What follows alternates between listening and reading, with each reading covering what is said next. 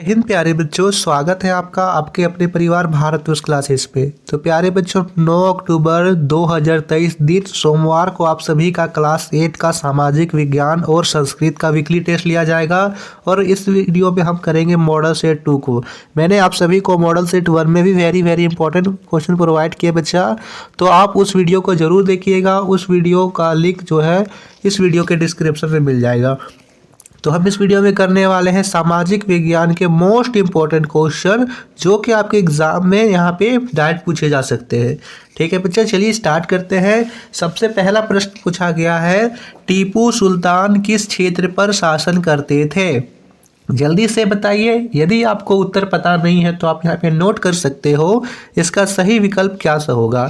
विकल्प दे रखा है मेरठ, मैसूर, दिल्ली या इनमें से कोई नहीं। बच्चों यहाँ सही उत्तर होगा बी।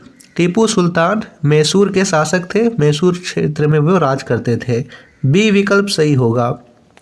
दूसरा प्रश्न दे रखा है, टीपू सुल्तान की तलवार किससे बनी थी? लोहे, सोने, चांदी या वुड स्टील? कौन सा विकल्प सही होगा? दूसरे प्रश्न का उत्तर बताइएगा बच्चा। तो दूसरे प्रश्न का उत्तर होगा वुड स्टील। बी विकल्प बिल्कुल सही है।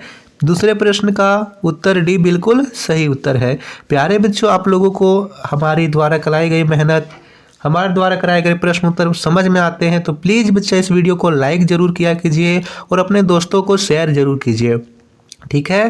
प्रश्न संख्या 3 दे रखा है, भारत की पहली सूती कपड़ा मिल कब स्थापित की गई? 1900, 1934, 1854 या इनमें से कोई नहीं। क्या होगा इसका सही विकल्प? बिल्कुल सही बच्चा, इसका विकल्प सी सही है। 1854 में ये स्थापित हुई थी। आपको यहाँ पे कमेंट करना है कि भारत के किस शहर में पहली सूती कपड़ा मिल स्थापित की गई। जल्दी से आप यहाँ पे कमेंट कीजिए कि ये किस शहर में स्थापित की गई। चौथा प्रश्न दे रखा है, कैलिको अधिनियम किससे संबंधित था? गरम मसाले, रेशम कपड़े, सूती कपड़े या इनमें से कोई नहीं। बताइए इसका सही विकल्प क्या होगा? वेरी गुड, सूती कपड़े से यह संबंधित था। कैलिको अधिनियम किससे संबंधित था? सूती कपड़े से। तो यहाँ पे सी विकल्प बिल्कुल सही उत्तर होगा। पांचवा प्रश्न पूछा गया है, भारत का मैनचेस्टर किसे कहा जाता है? सूरत, अहमदाबाद, कोडरमा या रांची? क्या होगा पांचवे का सही उत्तर? तो बच्चा पांचवे का सही उत्तर होगा बी। भारत का मैनचेस्टर अहमदाबाद को कहा जाता है। छठा प्रश्न पूछा गया है, इनमें से किसे काला सोना भी कहा जाता है? चांदी, पेट्रोल, कोयला या इनमें से कोई नहीं। बताइएगा छठे का उत्तर क्या होगा? कई बच्चे यहाँ पे काला सोना कोयला को बोल देंगे, लेकिन उनका उत्तर गलत हो जाएगा बच्चा। पेट्रोलियम उत्पाद या पेट्रोल को यहाँ पे हम काला सोना बोलते हैं। बी विकल्प बिल्कुल सही होगा। काला सोना यहाँ पेट्रोल को बोला जा रहा है।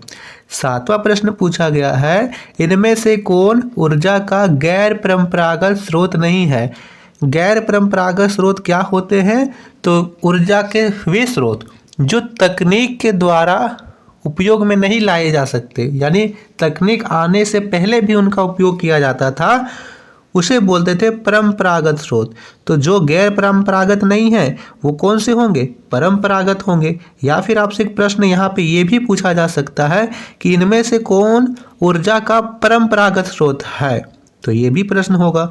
तो कोयला, जो कोयला है बच्चा वह ऊर्जा का परंपरागत स्रोत है, जबकि ज्वारीय ऊर्जा, पवन ऊर्जा, सौर ऊर्जा, ये जो तीनों दे रखे हैं वो तीनों गैर परंपरागत ऊर्जा के स्रोत हैं, क्योंकि ये तीनों तकनीक के द्वारा प्रयोग में लाए जाते हैं। तो गैर परंपरागत और परंपरागत, इनसे आपके एग्जाम में ज़रूर प्रश्न पूछे जाएंगे, तो आप इसे वेरी मार्क कर लीजिए। आठवां प्रश्न दे रखा है, झारखंड में तांबा उद्योग कहाँ स्थित है? रांची, गोमिया, सिमडेगा या घाटशिला? बताइए। तांबा उद्योग पूछ रखा है, तांबा उद्योग घाटशिला में है। डी विकल्प बिल्कुल सही उत्तर है बच्चा। घाटशिला में यहाँ पे तांबा उद्योग है। अब आपको यहाँ पे कमेंट करना है कि झारखंड का झरिया क्यों प्रसिद्ध है? झारखंड का झरिया और यहाँ पे एक और है जादूगोड़ा। ठीक है। झारखंड का झरिया और जादूगोड़ा ये दोनों क्यों प्रसिद्ध है, आपको ये बताना है। ठीक है। 9वां प्रश्न दे रखा है, भारत में पहली बार लोकसभा का चुनाव कब हुआ था? 1900, 1854, 1947 या 1952? देखिए 1947 में तो हमारा देश आज़ाद हुआ था, यहाँ पे तो नहीं होगा, ये तो हमारा देश अब आज़ाद ही नहीं हुआ। 1900 में नहीं, 1952 में पहली बार लोकसभा का चुनाव हुआ था। 10वां प्रश्न पूछा गया है, भारतीय गणराज्य में सर्वोच्च संवैधानिक पद किसका है? राष्ट्रपति, प्रधानमंत्री, सर्वोच्च न्यायालय के मुख्य न्यायाधीश या इनमें से कोई नहीं? तो बच्चे याद रखना है कि राष्ट्रपति गणराज्य में सर्वोच्च संवैधानिक पद होता है।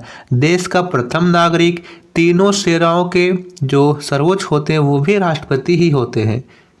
चलिए, तो बच्चा इस बार आपके एग्जाम में कुल 15 प्रश्न आएंगे। 10 तो आएगा ऑब्जेक्टिव और 5 आएगा सब्जेक्टिव। सब्जेक्टिव प्रश्न जो आएंगे वो आपके चैप्टर से ही पूछे जाएंगे। कौन कौन चैप्टर से पूछे जाएंगे, उस चैप्टर का जो लिंक है इस वीडियो के डिस्क्रिप्शन में मिलेगा, आप चेक कीजिएगा।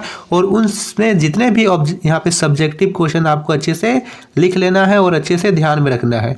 11वां प्रश्न हम यहाँ कर लेते हैं क्योंकि यह वेरी वेरी इंपॉर्टेंट है। राज्यसभा का उल्लेख संविधान के किस अनुच्छेद में है? तो आपको 3 चीजें पूछी जाएगी। पहला तो पूछा जाएगा संसद का उल्लेख, तो याद रखना है कि अनुच्छेद यहाँ पे 79 में संसद का उल्लेख है, 80 में राज्यसभा का उल्लेख है। किसका उल्लेख है? राज्यसभा का उल्लेख 80 में है और 81 में लोकसभा का उल्लेख है। तो तीनों याद रखना है। संसद पूछे तो 79, अनुच्छेद 80 पूछे तो राज्यसभा और लोकसभा पूछे तो अनुच्छेद 81। तो ये थे 11 इंपॉर्टेंट क्वेश्चन। आप सभी यहाँ पे बताइए कि आपके यहाँ पे कितने सही हुए। जल्दी से इस वीडियो को लाइक कर दीजिए और पीडीएफ के लिए आप हमारे टेलीग्राम चैनल भारतवर्ष क्लासेस को ज्वाइन कीजिए। टेलीग्राम का लिंक इस वीडियो के डिस्क्रिप्शन में मिल जाएगा। थैंक यू बच्चा।